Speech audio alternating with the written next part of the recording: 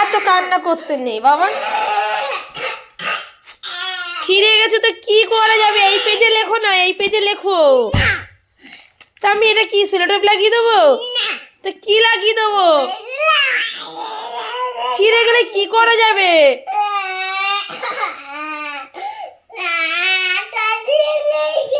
মানে আঠা দিয়ে লাগাতে পারবো না গো বাবা। দেখো কিভাবে ছিঁড়ে গেছে, আঠাতে কোনো কাজ হবে না। দেখো তুমি এই পেজে লেখো, এই পেজে লেখো, এই পেজে লেখো। বাবা ভালো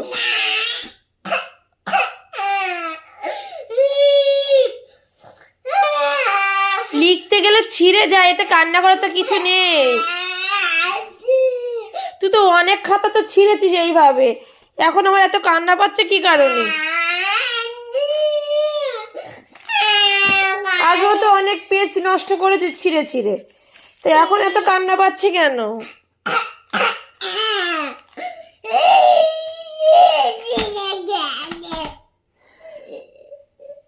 লিখতে গিয়ে ছিঁড়ে গেলে কি করা যাবে আর বলো? আমি আমি ঠিকঠাক করবো, আমি ঠিকঠাক করবো কি করে বল একবার?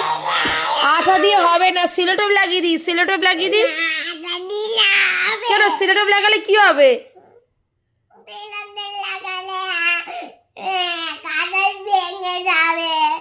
কি ভেঙে যাবে? খাতা ভেঙে যাবে সেলোটেপ লাগালে? আমি তো কোনদিনও শুনিনি যে খাতা ভেঙে যাবে সেলোটেপ লাগালে।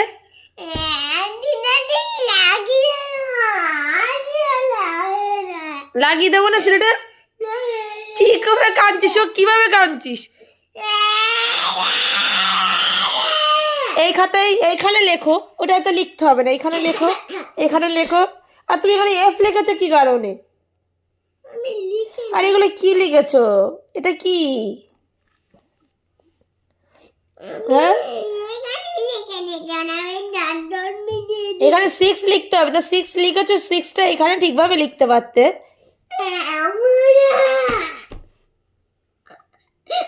ও এই পাশে 1 2 তোমার দেখে দেখে লিখতে বলেছে, এখানে দিয়ে দিয়েছে।